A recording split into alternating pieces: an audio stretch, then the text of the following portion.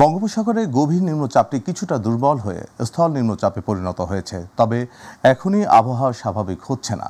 আবহাওয়া অধিদপ্তর জানায়, নিম্নচাপের প্রভাবে দেশজুড়ে বৃষ্টিপাত আরও 2 দিন অব্যাহত থাকবে। সমুদ্র বন্দরগুলোয় 3 নম্বর ও নদী বন্দরগুলোতে 1 নম্বর সতর্কতা সংকেত জারি রাখা হয়েছে। রবিবার থেকে বৃষ্টিপাত কমার সম্ভাবনার কথা জানায় আবহাওয়া অফিস। এস.এম. আরিফের রিপোর্ট। কিছুটা দুর্বল হয়ে স্থল নিম্নচাপে পরিণত হয়েছে বঙ্গোপসাগরে সৃষ্ট গভীর নিম্নচাপটি। এখনও অব্যাহত আছে বৃষ্টিপাত। আবহাওয়া অফিস জানায়, দেশজুড়ে বৃষ্টিপাত আরও 2 দিন অব্যাহত থাকবে। কোথাও কোথাও ভারী ও অতি ভারী বৃষ্টি হতে পারে। 30 তারিখের মধ্যে সেটা আরও দুর্বল হয়ে লঘুচাপে পরিণত হয়ে গুরুত্বহীন হয়ে যেতে পারে। কিন্তু বৃষ্টির যে ধারাটা অব্যাহত আছে সারা দেশে, সেই ধারাটা অব্যাহত থাকতে পারে, কিন্তু বৃষ্টির পরিমাণটা সারা দেশে কমে আসতে পারে কিছুটা।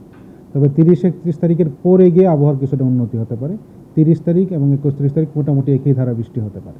ভারী বর্ষণ হয়েছে বাংলাদেশের বেশিরভাগ অঞ্চলে, শুধু কম না, বেশিরভাগ অঞ্চলে। তার মধ্যে সবচেয়ে বেশি হচ্ছে আমাদের মাইজদিকুট বা নোয়াখালীতে 285 মিলিমিটার, ঢাকায় 196 মিলিমিটার।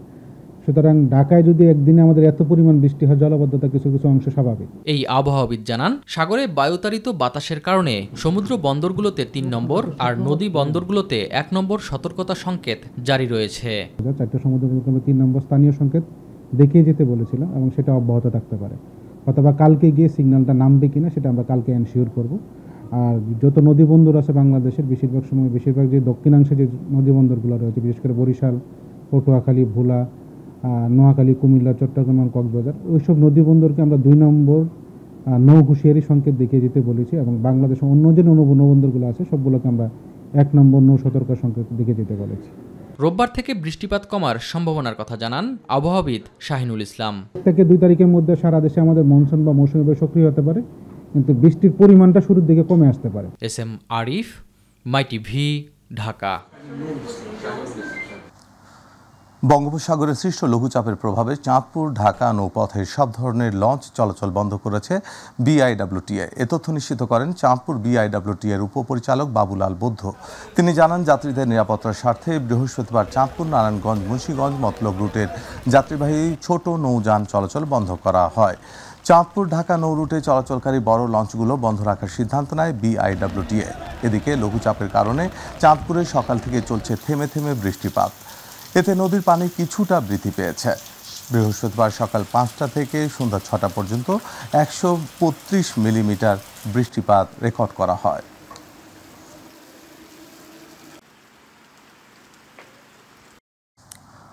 জাপানের প্রধানমন্ত্রী শিগেরু ইসিবার সঙ্গে প্রধান উপদেষ্টা ডক্টর মোহাম্মদ ইউনূসের দ্বিপাক্ষিক বৈঠক অনুষ্ঠিত হয়েছে। এতে পারস্পরিক স্বার্থ সংশ্লিষ্ট বিভিন্ন বিষয় নিয়ে আলোচনা করেন দুই সরকার প্রধান। শুক্রবার টোকিওতে দেশটির প্রধানমন্ত্রীর কার্যালয়ে এ বৈঠক অনুষ্ঠিত হয়। এই সময় প্রধান উপদেষ্টাকে গার্ড অফ অনার প্রদান করা হয়। পরে এক যৌথ প্রেস বিজ্ঞপ্তিতে জানানো হয়, বৈঠকে একাধিক সমঝোতা স্মারক স্বাক্ষরিত হয়েছে।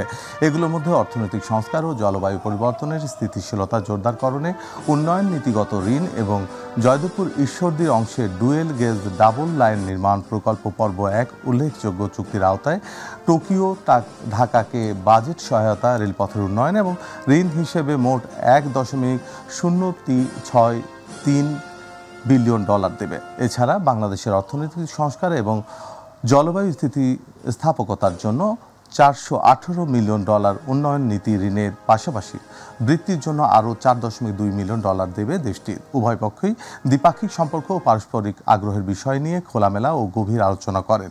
দক্ষ মানব সম্পদ সহ জনগণের মধ্যে পারস্পরিক বিনিময় বৃদ্ধি এবং দুই দেশের মধ্যে সাংস্কৃতিক সম্পর্ক জোরদারে সম্মত হন দুই নেতা। এ সময় রোহিঙ্গা প্রত্যাবাসন নিয়েও আলোচনা হয়। প্রধানমন্ত্রী ইসিবাকে বাংলাদেশ সফরের আমন্ত্রণ জানান প্রধান উপদেষ্টা। বিএনপির প্রতিষ্ঠাতা ও সাবেক রাষ্ট্রপতি শহীদ জিয়াউর রহমানের 44তম শাহাদত বার্ষিকী আজ। 1981 সালের এই দিনে দেশি বিদেশি চক্রান্তে চট্টগ্রাম সার্কিট হাউসে হত্যার শিকার হন তিনি। জিয়াউর রহমানের শাহাদত বার্ষিকী উপলক্ষে টানা 8 দিনের কর্মসূচি পালন করছে দলটি। এর মধ্যে রয়েছে আলোচনা সভা, পোস্টার ও বিশেষ প্রয়োগপত্র প্রকাশ, কালো ব্যাজ ধারণ, কালো পতাকা উত্তোলন, জিয়ার কবরে ফুল দেয়া ও ফাতেহা পাঠ, দরিদ্রদের মধ্যে খাদ্য ও বস্ত্র সামগ্রী বিতরণ। গত 26শে মে থেকে শুরু হওয়া এই কর্মসূচি চলবে 2 জুন পর্যন্ত। দলের প্রতিষ্ঠাতা জিয়াউর রহমানের শাহাদত বার্ষিকী উপলক্ষে আজ সকাল 6টায় নয়াপল্টনে বিএনপির কেন্দ্রীয় কার্যালয় সহ সারা দেশের কার্যালয়ে দলীয় পতাকা অর্ধনমিত ও কালো পতাকা উত্তোলন করা হয়। নেতাকর্মীরা কালো ব্যাজ ধারণ করেন। ডক্টর মোহাম্মদ ইউনূস জাপানে বসে দেশের এবং বিএনপির বিরুদ্ধে বদনাম করছেন বলে অভিযোগ করেছেন বিএনপির স্থায়ী কমিটির সদস্য মির্জা আব্বাস। রাজধানীর শেরেবাংলা নগরে বিএনপির প্রতিষ্ঠাতা ও সাবেক রাষ্ট্রপতি শহীদ জিয়াউর রহমানের সমাধিতে শ্রদ্ধা জানানো শেষে মির্জা আব্বাস কথা বলেন। এই সময় তার সাথে উপস্থিত ছিলেন বিএনপির স্থায়ী কমিটির সদস্য গয়েশ্বরচন্দ্র রায়, আব্দুল মঈন খান, সালাউদ্দিন আহমেদ, AZM জাহিদ হোসেন সহ জ্যেষ্ঠ নেতারা। আফজাল হোসেনের রিপোর্ট। বিএনপির প্রতিষ্ঠাতা ও সাবেক রাষ্ট্রপতি জিয়াউর রহমানের 44তম মৃত্যুবার্ষিকীতে তার সমাধিতে শ্রদ্ধা জানাতে বৃষ্টি উপেক্ষা করে সকাল থেকেই মিছিল সহ হাজির হন নেতাকর্মীরা। এ সময় উপস্থিত ছিলেন বিএনপির স্থায়ী কমিটির সদস্য মির্জা আব্বাস, গয়েশ্বরচন্দ্র রায়, আব্দুল মঈন খান, সালাউদ্দিন আহমেদ, AZM জাহিদ হোসেন সহ জ্যেষ্ঠ নেতারা। বিএনপি সবসময় সংস্কারে বিশ্বাস করে এবং সংস্কারের মাধ্যমেই আগামী দিনের প্রজন্মের যে চাহিদা, দেশের মানুষের যে চাহিদা, সেটিকে ধারণ করার দলের নাম বাংলাদেশ জাতীয়তাবাদী দল। দলের প্রতিষ্ঠাতার আত্মার মাগফিরাত কামনা করে মোনাজাতে অংশ নেন তারা। এ সময় মির্জা আব্বাস বলেন, জাপানে বসে দেশের এবং বিএনপির বিরুদ্ধে বদনাম করছেন অন্তর্বর্তীকালীন সরকার প্রধান।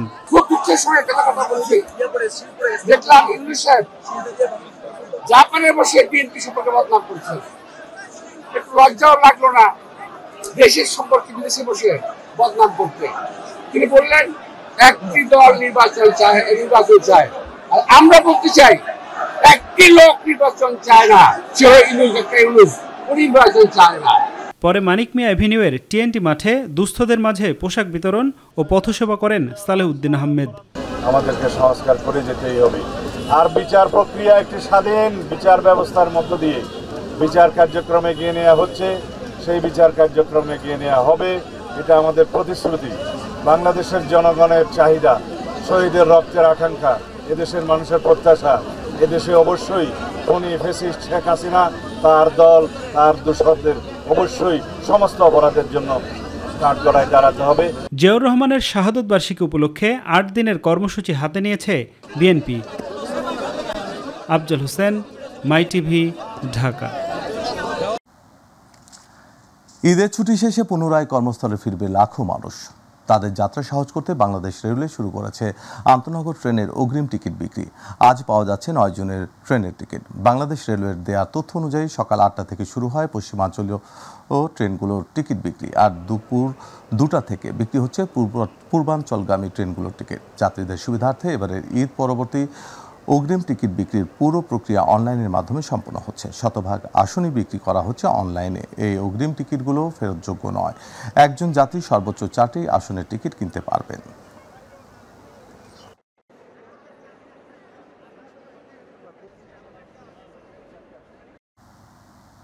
সাপ্তাহিক ছুটির দিনে সবজির বাজারে স্বস্তি বিরাজ করছে। 2-1টি সবজি ছাড়া অন্যগুলোর দাম প্রায় অপরিবর্তিত রয়েছে। বিক্রেতাদের দাবি, বৃষ্টির কারণে বেড়েছে মাছ ও গরুর মাংসের দাম। অন্যদিকে বাজারে নতুন চাল আসায় মিনিকেট চাল কেজিতে কমেছে 10 থেকে 15 টাকা। বিস্তারিত শিমুল খানের রিপোর্টে। রাজধানীর বাজার ঘুরে দেখা যায় গত সপ্তাহের তুলনায় প্রায় প্রতিটি সবজির দাম 10 থেকে 20 টাকা পর্যন্ত কমেছে। গত সপ্তাহের তুলনায় ঢেঁড়সের দাম কমে বিক্রি হচ্ছে 40 টাকা, পটল বিক্রি হচ্ছে 40 টাকা, করলা 50 টাকা, চিচিঙ্গা 40 টাকা, লাউ 50 টাকা ও বেগুন বিক্রি হচ্ছে 40 টাকা দামে। আমরা তো পরে আপনার 10 দিন 15 দিন একই দামে বিক্রি হইতেছে এই মালটা, না পরিবর্তন হয় না কোনো, একই হয়। আমরা যে 30 টাকা 40 টাকা করে কেজি খাচ্ছি এভারেজ সবজি, এটা অনেক আয়ত্তের ভিতরে, আমাদের ক্রয় ক্ষমতার ভিতরে বলতে হবে এক কথায়। মুদিপণ্যের দাম স্বাভাবিক থাকলেও কেজি প্রতি 10 টাকা কমেছে দেশি ডালের দাম, বিক্রি হচ্ছে 140 টাকায়। 10 টাকা কমে চিনি বিক্রি হচ্ছে 130 টাকায়। আলহামদুলিল্লাহ আমরা খুবই ভালো আছি এবং আমাদের নিত্য প্রয়োজনীয় যে জিনিসগুলো আছে এগুলোর দাম নাগাদের মধ্যে। অন্যদিকে নতুন চাল বাজারে আসায় মিনিকেট চালের দাম কেজিতে 10 থেকে 12 টাকা কমেছে। এখন বাজার প্রায় 5 থেকে 7 টাকা কমছে, মিনিকেট চালে প্রায় 12 থেকে 14 টাকা করে কমেছে। পাঙ্গাস মাছ আছে 160 টাকা কেজি, মিরকেল মাছ 220-30 টাকা কেজি। গত সপ্তাহে এই সপ্তাহে একটু বৃদ্ধি আছে। কোরবানির ঈদ সামনে থাকলেও গরুর মাংসের দাম কেজিতে বেড়েছে 50 টাকা। খাসির মাংস বিক্রি হচ্ছে 1200 টাকা এবং ব্রয়লার মুরগি বিক্রি হচ্ছে 170 টাকা কেজি দরে। 750 টাকা কেজি। দামটা বৃদ্ধি হলে এখন বন্যার সময় 170 করে ব্রয়লার চলে, আর পাকিস্তানিটা আপনার 250-60 এমন চলতেছে। শিমুল খান, মাই টিভি, ঢাকা।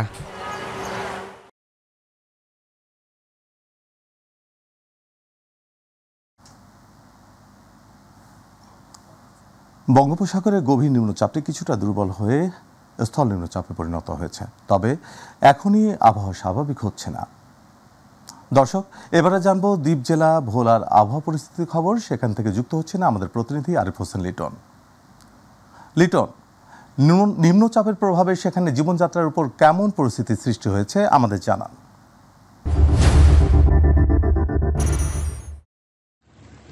সাইদ, গতকাল দিনভর এমনকি রাতভরও কিন্তু উপকূলীয় জেলা দ্বীপ জেলা ভোলায় দমকা হাওয়া সহ বাতাস বইছিল, যার কারণে ভোলার যে মেঘনা এবং তেঁতুলিয়া নদীটি রয়েছে 3 থেকে 4 ফুট উচ্চতা পানি বৃদ্ধি হয়। এখানকার নিম্ন অঞ্চলগুলি ভোলার চরফেশনের মনপুরা, চরপাতিল, চর পিয়াল সহ আমি এখন যে জায়গাটিতে আছি এটি নাসির মাঝি এরিয়া। এখানেও তো একদম তলিয়ে গিয়েছিল এই নাসির মাঝি এলাকাটি, যার ফলে কিন্তু ভোলার প্রায় 22 লাখ মানুষ বিপাকে পড়ে রয়েছিল।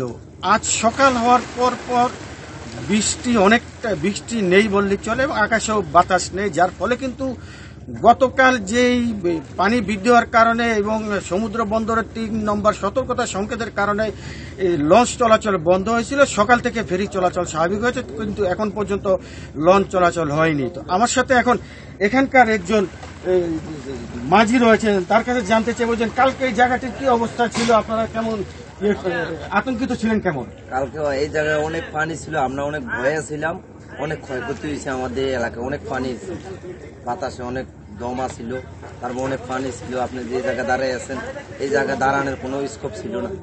হ্যাঁ সাইদ, যেমনটা বলছিলেন যে বাতাসের গতির কারণে আমি যে জায়গাটিতে দাঁড়াচ্ছিলাম এখানে আমার এই জায়গাটি আমার মাজারও উপরে পানি ছিল বলে আমাকে যেমনটি এখানকার এলাকাবাসী জানিয়েছেন। সকালবেলা আমার সাথে জেলা প্রশাসকের সাথে কথা হয়েছে। জেলা প্রশাসক আমাকে যেমনটা বলছেন যে জেলায় প্রায় 1500 ঘর বাড়ি পানির নিচে তলিয়ে গিয়েছে, কিছু বাড়ি ক্ষতি হয়েছে, কিছু আংশিক ক্ষতি হয়েছে। তবে জেলা প্রশাসক পক্ষ থেকে শুকনো খাবার সহ যে সমস্ত অঞ্চল ডুবে গিয়েছে তাদেরকে সহযোগিতা করার জন্য জেলা প্রশাসক সম্পূর্ণ প্রস্তুত রয়েছে বলেও আমাকে যেমনটি জানিয়েছেন। তো এই ছিল ভোলা থেকে আমার ঘূর্ণিঝড় নিয়ে সর্বশেষ খবর। জাহিদ, লিটন, আপনাকে ধন্যবাদ। দর্শক, ভোলা থেকে আমাদেরকে দ্বীপ জেলার নিম্নচাপের খবর জানাচ্ছিলেন আমাদের প্রতিনিধি আরিফ হোসেন লিটন। চলে যাচ্ছি পরের সংবাদে। পবিত্র ঈদুল আজহাকে কেন্দ্র করে এবার রাজধানীর 19টা স্থানে বসছে পশুর হাট। এর মধ্যে ঢাকা উত্তর সিটি কর্পোরেশনের 10টি এবং দক্ষিণ সিটি কর্পোরেশনের 9টি স্থানে ইজারা দেওয়া হয়েছে। ঈদের আগের 3 দিন সহ 5 দিন চলবে পশু বেচা কেনা। তবে আদালতের নিষেধাজ্ঞা থাকায় আফতাবনগর এবং মেরাদিয়ায় এবছর পশুর হাট না বসানোর সিদ্ধান্ত নিয়েছে সিটি কর্পোরেশন। ইউসুফ আলীর বিশেষ রিপোর্ট। পবিত্র ঈদুল আজহাকে কেন্দ্র করে ঢাকা উত্তর সিটি কর্পোরেশনের ভাটারা, উত্তরার দিয়াবাড়ি, বাড্ডার সানভ্যালি, মিরপুর ইস্টার্ন হাউজিং, মোহাম্মদপুরের বসিলা, ঢাকা পলিটেকনিক ইনস্টিটিউট, মিরপুর বালুর মাঠ, ভাটুলিয়া, খিলক্ষেতের মস্তুল ও বনরূপা আবাসিক এলাকা এই 10টি এবং দক্ষিণ সিটি কর্পোরেশনের Shahjahanpur, Postogola, Shanir Akhra, Kamalapur, Dholaikhal, Rahmatganj, Shyampur truck stand, Institute of Leather Technology College ও আমুলিয়া এই 9টি স্থানে বসছে পশুর হাট। ঈদের 5 দিন আগে থেকে কোরবানির পশু বেচাকেনা শুরু হওয়ার কথা থাকলেও আগেভাগেই হাটের প্রস্তুতি নিচ্ছেন ইজারাদাররা। অন্যান্য হাটে প্রস্তুতি চললেও গাবতলী স্থায়ী পশুর হাটে বিভিন্ন ধরনের পশু আনতে শুরু করেছেন ব্যাপারীরা। মানে গরু তেমন একটা আসে নাই, হালকা পাতলা আসছে, এখনো বাজার শুরু হয় নাই, তো আস্তে আস্তে শুরু হচ্ছে। গরু যে বাঁধবো এটার প্রস্তুতি চলছে, এই যে কুটাকাটা কাটতেছে। গত কোরবানি তো বাজার পরিস্থিতি হিসেবে পেলাম, যারা 5টা কিন্তু তারা কিনবো 2টা, প্রায় 1টা কিনবো। এই লোকগুলো উঠে গেছে না দেশে, তারা তো পলাতক, গোটে কিনবো কিনা আমার বাবে লাগতেছে, তাই যে বেচাগুলো একটু কম হবে। এ হাটে গরু ও মহিষের পাশাপাশি ছাগল, ভেড়া ও দুম্বা রয়েছে। বড় বড় খাসি, দুম্বা, কিছু বড় খাসি আনছি কুরবানির উপলক্ষে। 2 দিন মিলে আমরা কুরবানির মাল তুলছি দোকানে। দুম্বা তো এখন হাটে ওঠে কম, দুই একটা ওঠে, এটাই আমরা কালেকশন করি। এখন একটা পাইছি, একটা নিয়ে আসছি। মোটামুটি একটা আশা আছে আর কি 2 লক্ষ, তারপরে 10-20 হাজার কম বেশি, এটা মানে কিনে ক্রেতার উপরে আর কি নির্ভর। ক্রেতা না থাকায় গরু ছাগলের পরিচর্যা করে সময় পার করছেন বিক্রেতারা। গরু গা ধোয়াইছি, গরু খায়ার দিছি, গরু খাওয়াইছি। এই খাবারের কোনো নিয়ত নাই, ও যা একটু খাবে সেটু খাওয়াতে হবে। আইনগত জটিলতা থাকায় আফতাবনগর ও মেরাদিয়ায় হাট না বসানোর সিদ্ধান্ত নিয়েছে সিটি কর্পোরেশন। সবগুলোরই লোকেশন এরকম ভাবে এবার সিলেক্ট করেছি যেগুলো হচ্ছে যে মহাসড়ক থেকে দূরে। দুটো কাজ আমরা মাথায় রেখেছি, একটি হচ্ছে যেন যানজট না হয়, অননুমোদিত কোনো জায়গায় কোনো হাট বসাতে হবে না, এবং অনুমোদিত জায়গায় হাটের নিরাপত্তার জন্য সিসিটিভি ক্যামেরা থাকবে, এবং আমরা আনসারদেরকে নিয়োগ দিয়েছি। এর সাথে সাথে পশু সম্পদ মন্ত্রণালয় থেকে মোবাইল টিম থাকবে গাবতলীতে, এবং আরো বড় হাটগুলোর মধ্যে স্থায়ী টিম থাকবে, যে টিমগুলো পশুর স্বাস্থ্য এবং তাছাড়া ভেজাল গরু আছে কিনা সেটা নির্ধারণ করার জন্য সহায়তা করবে। ঢাকা উত্তর ও দক্ষিণ সিটি কর্পোরেশনের অস্থায়ী হাটে নিয়মের ব্যত্যয় ঘটলে আইনগত ব্যবস্থা নেওয়া হবে বলেও জানায় সংশ্লিষ্ট কর্তৃপক্ষ। ইউসুফ আলী, মাই টিভি, ঢাকা।